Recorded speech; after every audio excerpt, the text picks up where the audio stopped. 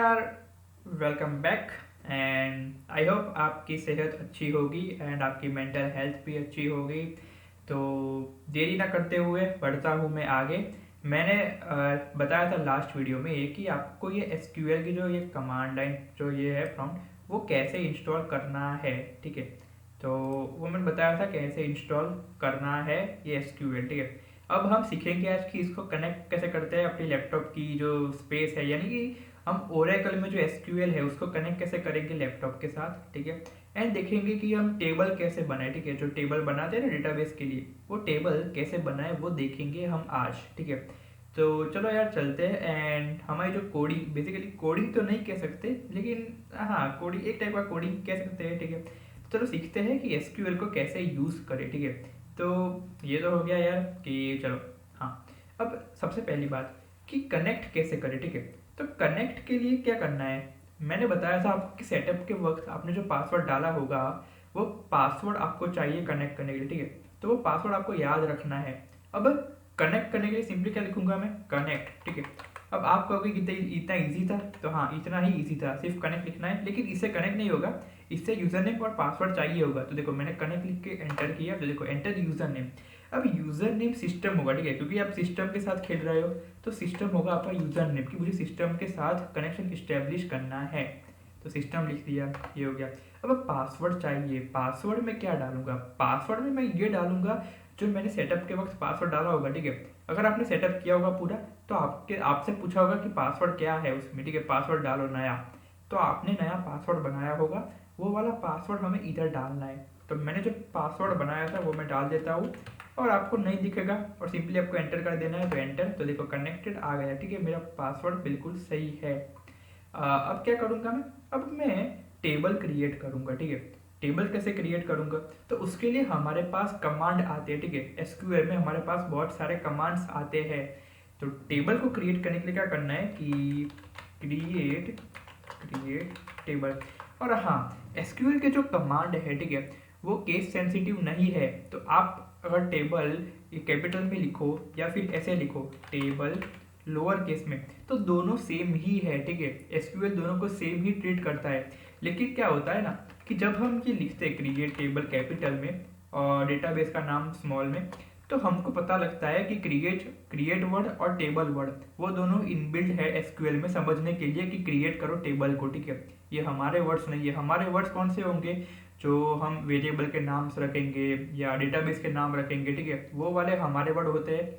लेकिन ये जो क्रिएट है, टेबल है, ठीक है, सिलेक्ट है, तो वो सब एसक्यूएल में ऑलरेडी प्री डिफाइंड है। ठीक है, तो उसको अच्छा लगेगा कि आप उसको अपर केस में लिखो, तो आपको लगेगा कि देखो ये अपर केस वाले हैं, वो एसक्यूएल के बिल्ट इन है। ठीक है, तो ऐसा आपको पता होगा। ठीक है, उसके लिए मैं प्रीफर करता हूँ कि ऐसे आप ऐसे लिखो, वरना आप चाहे तो लोअर केस में भी कर सकते हो। ठीक है, तो मैंने किया ये क्रिएट टेबल।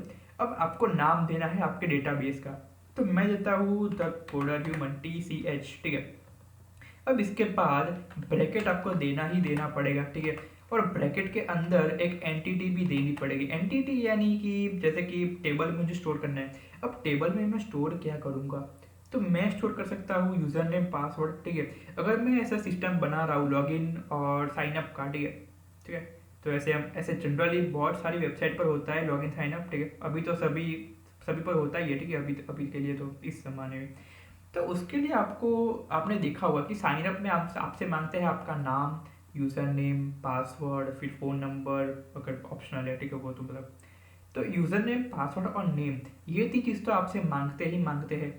तो वो तीन चीज़ें स्टोर कहाँ पर होती है, तो वो चीज़ें डेटाबेस में स्टोर होती है। और डेटाबेस में स्टोर के लिए आपने बनाया टेबल। ठीक है, तो टेबल आपका डेटाबेस है, ये डेटाबेस का नाम है TCH, मैंने नाम दे दिया TCH। अब उसमें स्टोर करने के लिए आपको कॉलम्स चाहिए। एक कॉलम में आपकी सब के सब यूज़र नेम होते रहेंगे, एक कॉलम में आपके सब पासवर्ड होंगे, एक कॉलम में आपके सब नेम होंगे। ठीक है, तो उसके लिए आपको कॉलम्स चाहिए। ठीक है, उसको हम कॉलम्स ही कहते हैं। ठीक है, तो देखो ये हो गया। इसके बाद हमें कॉलम्स कौन कौन से चाहिए वो ब्रैकेट के अंदर हम देंगे। ठीक है, और ब्रैकेट के अंदर कम से कम एक तो देना ही पड़ेगा। देखो मैं सिंपली ऐसे करूँगा ना, खाली ब्रैकेट और एंटर, तो देखो ये कहेगा error eight line 1 invalid identifier. ठीक है, तो मैं क्या करूँगा, ब्रैकेट के अंदर दूंगा सबसे पहली कॉलम होगी मेरी आईडी, ठीक है। आईडी यानी कि मैं सिंपली अभी 1 2 3 रख रहा हूँ, ठीक है, तो मैं दूंगा आईडी। लेकिन अब हम करते थे प्रोग्रामिंग लैंग्वेज में कि इंट आईडी, ठीक है, हम कहते थे इंट आईडी, लेकिन इसमें अलग है, इसमें आपको रिवर्स लिखना है, ठीक है। तो रिवर्स कैसे लिखेंगे, आईडी इंट, ठीक है। तो आईडी मेरी है इंट। अब नेम के लिए चाहिए हमें स्ट्रिंग, ठीक है, नेम स्ट्रिंग में होगा ना, लेकिन इधर स्ट्रिंग नहीं होगा, इधर होगा वेर केयर, ठीक है, इधर क्या होगा, वेर केयर। तो मैं लिखूंगा नेम होगा और उसकी डेटा टाइप क्या है, डेटा टाइप है वेर केयर, और ब्रैकेट में क्या देना है, कितने वर्ड्स होंगे। तो मैं देता हूँ 15, क्योंकि 15 के अंदर किसी का नाम आ ही जाएगा, ठीक है। तो मैं देता हूँ आईडी नेम, और अगर आपको कुछ देना है अगर, तो कॉमा करके दे दो, हाँ इसके बाहर कॉमा करके दे दो। पासवर्ड देना हो तो भी पासवर्ड वेर केयर में ही होगा, लेकिन एज देनी हो तो एज इंट में होगी, तो क्या करो एज इंट, ठीक है, ऐसा लिखना है। तो मैं अभी रख रहा हूँ सिर्फ आईडी और नेम, ठीक है, सिर्फ इतना ही रख रहा हूँ। और मैं भी दूंगा मैं एंटर, तो देखो क्रिएट टेबल हो जाएगा, तो एंटर, देखो टेबल क्रिएटेड, ठीक है। तो ये हो गई टेबल क्रिएटेड, ठीक है। एंड बस आज के लिए इतना था कि आपको कैसे कनेक्ट करना है, टेबल कैसे क्रिएट करना है, और कैसे ये अंदर की जो फॉर्मेलिटीज है डेटा टाइप्स और वेरिएबल की, वो कैसे लिखना है, ठीक है, और ये वेर केयर क्या है, ठीक है। तो ये था आज के लिए। एंड अब इस टेबल में हम रो कैसे इंसर्ट करें, यानी कि डेटा कैसे इंसर्ट करें। डेटा यानी देखो टेबल तो बना दिया, अब जैसे कि मान लो कि एक यूज़र आया, उसने लॉगिन मतलब उसने साइन अप किया मेरी वेबसाइट पर, तो वो डेटा मुझे इधर चाहिए टेबल में, तो वो मैं कैसे करूँगा वो सीखेंगे नेक्स्ट वीडियो में, ठीक है। और सबके सब टेबल में कैसे देखूँ, ठीक है, मैं टेबल को कैसे शो कराऊँ, वो भी देखेंगे हम नेक्स्ट वीडियो में। तो आई होप समझ आ गया होगा, और समझ आ गया हो तो please like share and subscribe कर दो यार, ठीक है। एंड आपकी एक लाइक या एक कमेंट या एक सब्सक्राइब से मुझे बहुत सी हेल्प मिलती है, ठीक है, तो कर दो यार, ठीक है।